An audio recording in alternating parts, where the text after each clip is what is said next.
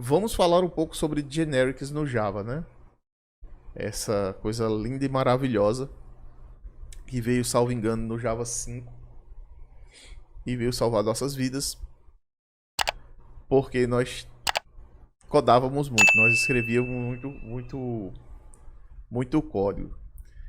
Lembra que antes do generic você reaproveitava código para uma mesma entidade. Se você acha o Java verboso hoje, é porque você não trabalhou antes do generic, porque tudo que você fazia no Java era para uma única entidade. Então, se você tinha um método salvar, você tinha um método salvar para cada entidade que você tinha. Com o generics, surgiu alguns padrões, né?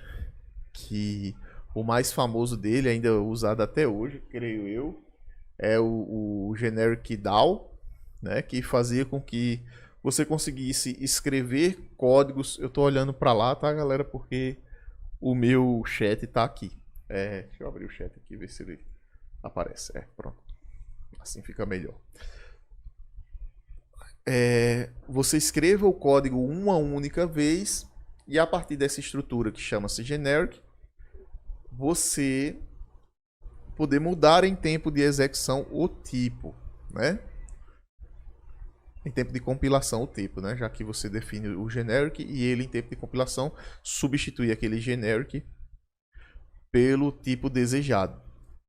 E isso fez com que você reaproveitasse praticamente todo o código que você escrevia para N entidades, né? E acreditem, isso foi um salto muito grande na produtividade. Porque veja, se você tinha um DAO, né, Data Access Object, que fazia a comunicação com o banco de dados, você tinha que reescrever coisas maçantes o tempo inteiro. Salvar um objeto. Então, para cada entidade que eu mapeasse, isso eu estou falando depois do JPA, tá? Para cada entidade que eu mapeasse, eu tinha que fazer uma chamada ao Entity Manager passando o objeto. Certo? Então, se eu tivesse pessoa, cargo, usuário, para cada uma dessas eu tinha que chamar o save para aquela entidade específica. Com o generic DAO, com os generics, né, e posteriormente o generic DAO, eu escrevia esse código apenas uma vez em uma classe e eu conseguia estender essa classe e ter o comportamento para cada entidade automaticamente, já que eu usaria o generic e especializaria minha classe a partir dele, certo? Como se deu, como se dá, né, o uso do generic? O mais popular que vocês vão ver é nas listas, né? Já que antigamente você só colocava list, o nome e qual era a implementação da lista que você queria. Você não especializava essa lista. Então essa lista recebia basicamente objects. E object é tudo. Então imagine em tempo de execução você lidar com uma lista com múltiplos objetos. Você vai dizer, não, mas eu colocaria apenas um objeto lá. Mas lembra que é você programando. Se você estava num projeto grande, isso poderia dar um problema muito facilmente, porque você muitas vezes manda uma lista de um lugar para o outro, de um objeto para o outro, para ser manipulada. E se o seu time não está muito entrosado, alguém pode colocar objetos dentro dessa lista para manipular de outra forma. E como eu falei, era uma lista de object. Então, se você queria pegar um objeto específico dentro dessa lista e manipular ele, você tinha que obrigatoriamente fazer um cast. Agora imagine isso num time grande, passando uma lista de objects. Alguém bota um objeto de um tipo diferente, que não faz parte nem dos subtipos daquela classe, por exemplo. Quando fosse dar o cache, class cache exception. E para você debugar isso, para você achar qual era o problema, era complexo. Era uma tarefa árdua. Então surgiu o generic. Como é que isso se aplica a lixas? Você colocava os diamonds, que são o maior e o menor que, e dentro desses diamonds você colocava o tipo do objeto, né? Por exemplo, você queria um carro, você criava o objeto carro e passava dentro dos diamonds carro. E a partir daquele momento, todo objeto que aquela lixa fosse aceitar ia ser um carro. Ele não aceitaria outro tipo de objeto, né? Salve, se fosse um subtipo, ele poderia aceitar também o pai, né?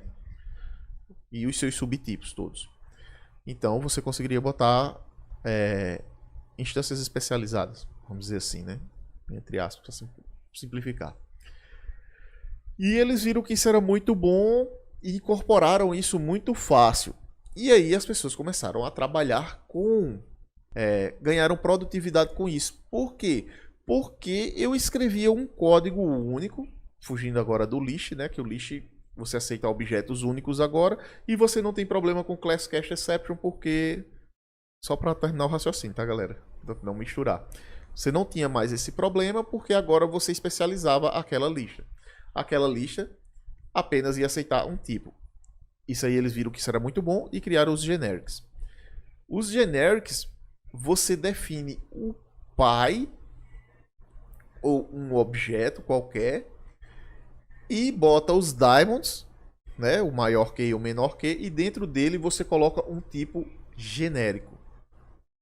Como assim um tipo genérico? Você geralmente usa um T de type, ou um V de value, ou um Q de key, e assim vai. Ou você bota um nome específico. Lá é um apelido que você dá ao objeto que vai ser substituído em tempo de compilação, né? Ele vai ser substituído por aquele seu tipo que você vai definir mais à frente, né? E aí você começa a criar comportamentos genéricos que você vai ter. Onde foi muito utilizado, como eu falei anteriormente, nos métodos DAO, né? No Data Access Object, ou no repositório, se você quiser usar um outro padrão, né? É bem comum até hoje você ver generics associados a isso. Mas eles não precisam ser associados apenas a isto. Se você tem, por exemplo, um comportamento padrão que você quer aplicar a vários objetos, né, distintos, você vai usar generics. Por exemplo, né, você pode usar generics em objetos de validação. Já que, por exemplo, você quer... Eu vou dar um exemplo que eu acho ruim porque eu não gosto do que eu vou falar, tá? Eu não gosto de ver isso em código. Você quer deixar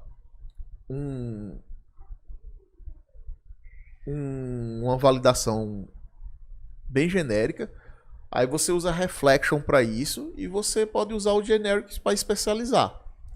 E aí aquele trambolho lá do reflection, é um trambolho, não tem como usar outro adjetivo, né? Aquele trambolho vai conseguir ser especializado para aquele tipo de classe. Ah, mas eu podia usar reflection puro. Sim, isso é um exemplo, né? Você poderia usar reflection puro. Principalmente porque reflection ele quebra praticamente tudo que você pensar de orientação a objeto, né? Se ele quebra o encapsulamento das classes, então você não precisa de usar mais nada. Você só usaria o reflection e tá tudo ok. Em tempo de execução, você mudar o tipo de encapsulamento é um negócio perigoso. Não usem reflection. Reflection é em situações muito específicas, de preferência de não utilização. Se você está aplicando reflection muitas vezes, é porque tem alguma coisa errada no seu design, tanto da solução como da arquitetura. Veja, reflection é muito perigoso, porque você vê tudo que você não deveria ver em tempo de execução, certo? Você pode mexer em muitos aspectos, Mas o generic ele é mais seguro. Por quê? Porque você muda apenas a tipagem, né? Então, eu tenho um método, uma implementação real, concreta de um método, e o que muda em tempo de execução é o tipo, o objeto que eu tô tratando, né? Eu posso ter ali, em um momento eu tenho um carro, em outro momento eu tenho uma pessoa, spoilers, o carro, uma pessoa, sei lá, um documento, qualquer que seja o objeto que eu vou tratar, mas eu tenho uma implementação genérica que depende apenas de um objeto, ou de múltiplos, né? Já que genéricos você pode definir múltiplos objetos. Muito utilizado, por exemplo, em mapas, né? Que você tem a chave e o valor. E ele geralmente trata com generics. Tem um generic para chave, então você pode colocar qualquer tipo de objeto lá como chave.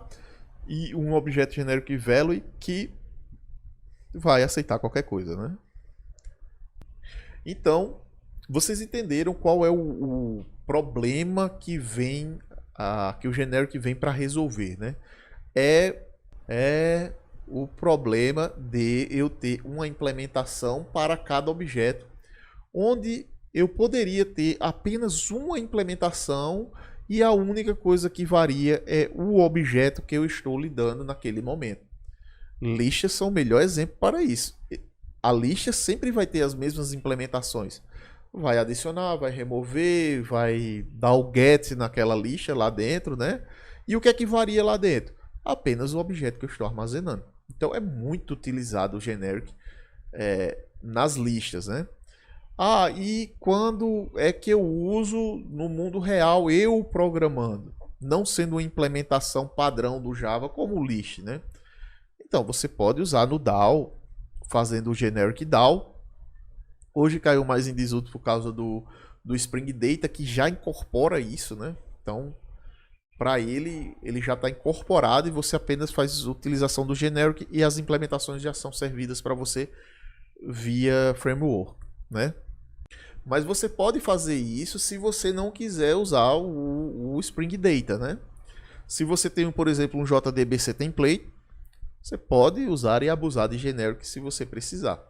Só que como o próprio JDBC template é apenas uma abstração lá para o JDBC, né? Do Spring, com algumas facilitações, já que é meio complexo se lidar com essas questões de organizar os objetos e devolver listas de objetos. Ele tem umas simplificações, mas você pode muito bem usar nele também, dependendo da forma que você vai codificar, obviamente, né? Tudo depende da sua codificação e qual o problema que você quer resolver. Nem todo problema você vai usar generics, mas generic pode estar embutido em muita coisa do que você usa para solucionar os seus problemas, certo?